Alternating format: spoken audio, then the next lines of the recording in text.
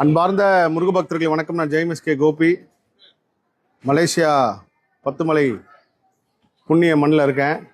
இன்று திங்கட்கிழமை, நாளைக்கு செவ்வாய்க்கிழமை முருகர் அழைக்க நிகழ்ச்சி. இந்த காணொலி எது சம்மந்தமானதுன்னா, கரெக்டாக ஜூன் மாதம் நான் 16ஆம் தேதி மலேசியாவுக்கு வந்தேன். எதுக்காக வந்தேன் அப்படின்னா, ஜூலை மாதம் 28ஆம் தேதி மலேசியாவில் முருகர் அழைக்க நிகழ்ச்சி நடக்கிறதுக்கு உண்டான முன்னேற்பாடுகள் செய்ய வந்தேன். கரெக்டாக 16ஆம் தேதி வந்துட்டு பத்துமலை முருகரை போய் பார்க்கலாம் அப்படின்னு சொல்லி வரப்போ எனக்கு ஒரு ஃபோன் வருது. இந்த மாதிரி ஜூலை மாதம் 28ஆம் தேதி நடக்காது அப்படின்னு சொல்லி மோகன் ஐயா சொல்கிறாரு.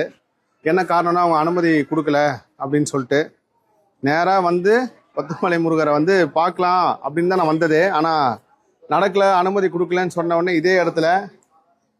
இந்த இடத்துல நின்று, முருகா நான் மேலே வரல, எப்போ மலேசியாவில் முருகர் அழைக்க நிகழ்ச்சி நடக்குதோ அப்போ நான் மேலே உன்னை பார்த்து நன்றி சொல்கிறேன் முருகா, அது வரைக்கும் நான் மேலே வரமாட்டேன்னு சொல்லிட்டு கீழே கும்பிட்டுட்டு ரொம்ப கனத்த இதயத்தோடு தான் கிளம்புனேன் மலேசியாவில்.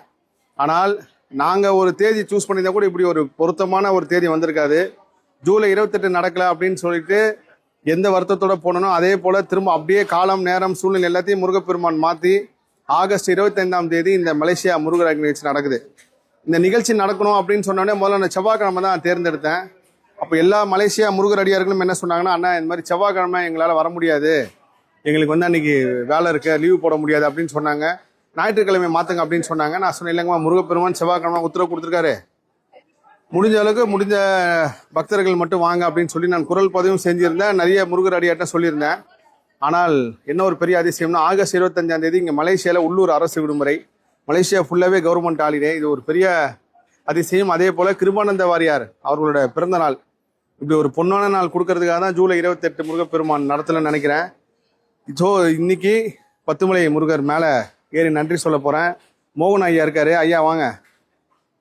இவர் தான் இவரும் திலீபன் ஐயா. ஐயா திலீபன் ஐயா, இந்த 2 பேரும் தான் மலேசியாவில் முருகர் அழைக்க நிகழ்ச்சி நடக்கிறதுக்கு ஒரு முக்கியமான காரணம். உலகம் ஃபுல்லாக இருக்கிற முருகர் அடியார்கள் சார்பாக நன்றிங்க. மலேசியா முருகர் சொந்தங்கள் உங்களுக்கு நன்றி சொல்லிடுங்க. இவர் செவ்வாய்க்கிழமை வெள்ளிக்கிழமை 4 நேரம் இல்லாமல் முருகர் அடிக்கடி பார்க்க வருவார். இங்கே நீங்கள் பார்த்தீங்கன்னா கண்டிப்பாக அவருக்கு நன்றி சொல்லுங்கள். லாஸ்ட் மினிட் இமிகிரேஷனுக்கு நாங்கள் சென்னையிலேருந்து மலேசியா உள்ளே வரோம். இமிகிரேஷனில் எங்களை 2 பேர் மட்டும் அந்த கவர்மெண்ட் விசாவில் அங்கே டூரிஸ்ட் விசா இல்லாமல் ப்ரொஃபஷனல் விசாவில் எங்களை நிற்க வச்சுட்டாங்க. நிற்க வச்சு ஆஃபீஸுக்கு கூப்பிட்டு போகும்போது நான் சொல்கிறேன், ஐயா எங்களை ஆஃபீஸ் கூப்பிட்டு போகிறாங்கன்னொன்னே பயந்துட்டாரு. திரும்ப நிகழ்ச்சி நடக்காமல் போயிடுமோ, எதுக்காக கூப்பிட்டு போகிறாங்களோ அப்படின்னு சொல்லி. ஆனால் அங்கே போனதுக்கப்புறம் கிட்டத்தட்ட ஒரு மணி நேரம் கழித்து அந்த சீல் போட்டதுக்கு அப்புறம் தான் ரைட்டு, நல்லபடியாக நிகழ்ச்சி நடக்கணும்னு அனுமதி கிடச்சிருச்சுன்னு சொல்லி நான் நம்பினேன். அதே போல் தான் டே நைட்டு தூங்காமல் எனக்கு இந்த முருகர் நிகழ்ச்சி வேலை பார்த்துருக்காரு. அந்த நிகழ்ச்சி நீங்கள் வீடியோவில் பார்க்க வரப்போ எவ்வளோ பிரம்மாண்டமாக இருக்கும். அதுக்கு எல்லாத்துக்கும் முக்கியமான காரணம் ஐயா தான். எல்லா புகழும் முருகனுக்கே. முருகர் மண்ணில், மலேசியா மண்ணில் முருகர் யுகம் சாங்கும் நாளைக்கு ரிலீஸ் பண்ணுறோம், பாருங்கள். பத்துமலை முருகப்பெருமானை பார்க்க போகிறேன். நன்றிங்க ஐயா, நன்றிங்க ஐயா. எல்லா புகழும் முருகனுக்கே நன்றி.